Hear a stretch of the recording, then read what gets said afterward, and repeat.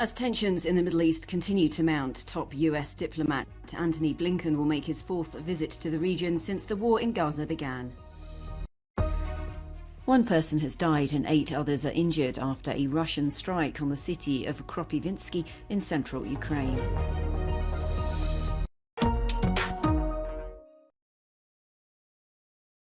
US Secretary of State Antony Blinken is set to make his fourth visit to the Middle East since war broke out in Gaza. His latest trip comes as regional tensions continue to mount. The US State Department said on Thursday that Blinken will try to step up efforts to avoid the war in Gaza spilling over into other countries. We don't expect every conversation. He will also work on ways to ensure the provision of humanitarian aid to the Palestinian enclave. Necessarily going to be easy either. It could be difficult. The Secretary believes we need to try to make progress on getting humanitarian access in. The Secretary believes we need to make progress on minimizing harm to Palestinian civilians. He believes we need to make progress on continuing to try to keep the conflict from escalating, which is why he's returning to the region. Blinken's visit also comes after the Islamic State group claimed responsibility for 2 suicide bombings that targeted a commemoration for Iranian General Qasem Soleimani in Iran. The bombings on Wednesday marked the worst militant attack to strike the country in decades. Recent attacks against commercial ships in the Red Sea have also contributed to Middle East tensions. The Yemeni Iran-backed Houthi group says it is launching attacks in the crucial shipping lane in solidarity with Gaza. Early on Thursday morning, they launched an unmanned surface drone attack. The US Navy commander in the region said he sees no sign of the assaults abating. One person has been killed and 8 others injured in a Russian strike on a city in central Ukraine. Ukrainian Energy Ministry said that the energy facility was damaged in the missile strike on Kropyvnytsia. Some household power lines were also damaged and a local railway lost electricity. The attack comes as Washington accused Moscow of using North Korean missiles to strike Ukraine back in December. In Kyiv, mourners gathered for the funeral of a well-known Ukrainian sniper. Rostiaslav Teshenko, known as Jerry, died in December last year. He was part of the Azov battalion for 3 years and returned to Ukraine in February 2022 after Russia's invasion. Good afternoon, everybody.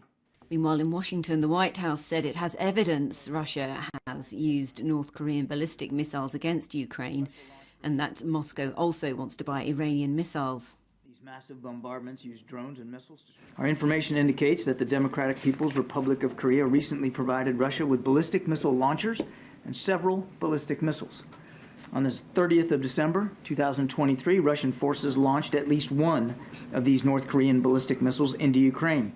Also on Thursday, the United Nations Secretary-General Antonio Guterres welcomed the exchange of some 230 Ukrainian and almost 250 Russian prisoners of war. His spokesperson, Stephanie Tremblay, said Guterres commended the efforts of both parties as well as help from the United Arab Emirates. Rescuers are racing to find survivors of the 7.6 magnitude earthquake that took place on New Year's Day. Ishikawa officials reported 179 people remain unaccounted for. At least 84 people have died. Prime Minister Fumio Kishida has instructed ministries and agencies to prioritize saving lives. 今なお倒壊した建物の下に残されそして助けを待つ方々、現場の総力を挙げて一人でも多くの方の救命救助を目指してまいります。About 30,000 households in the Ishikawa prefecture were without power as of 5 a.m. on Thursday. Some 110,000 households in the prefectures of Ishikawa, Toyama and Niigata are still without water. There have been nearly 600 tremors as of Thursday morning in the area. Weather officials are warning that continued rainfall in the affected areas could raise the risks of further landslides and are calling on people to be vigilant. German Chancellor Olaf Scholz has visited one of the worst affected areas in the east of the country as Germany braces for more flooding.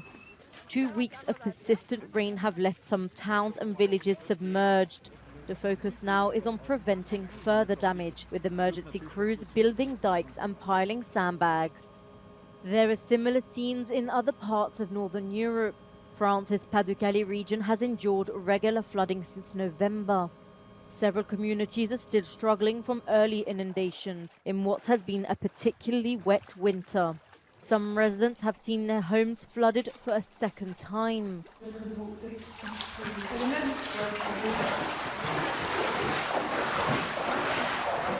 Il nous avait dit, mais maintenant tout est sécurisé. Pour nous, c'était logique que ça n'arrivera jamais. Depuis 7 ans qu'on est ici, on n'a jamais été inondé. Across the region, hundreds have been forced to take shelters in gyms and other emergency accommodation. With the threat of new floods, it's unclear when they'll be able to return home.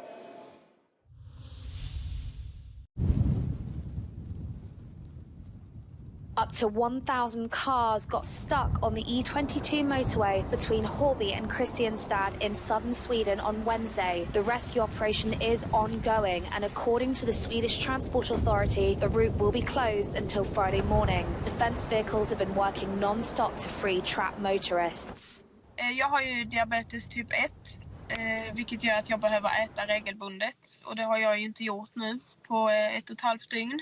Jag har ju läst mycket på Facebook att det är många barn som har panik, som inte har ätit på snart ett dygn. Jag såg ju några bilar när jag promenerade att de har fått bränslestopp liksom. During the night, defence forces have helped deliver food and drink to people stuck in their cars and cleared the roads of snow and ice overnight. The storm continues to grip northern Sweden with temperatures of minus 40 degrees centigrade in several places. Influenza infections and COVID cases are on the rise in Spain, and in some areas they've shot up 140% in 1 week. Hospitals are already struggling, and the worst is expected for the middle of this month. The increase is related to social contact during the Christmas season. Professionals are once again focusing on the reinforcement of primary care as a barrier and are pushing the importance of vaccinations, which this year has been lower than usual.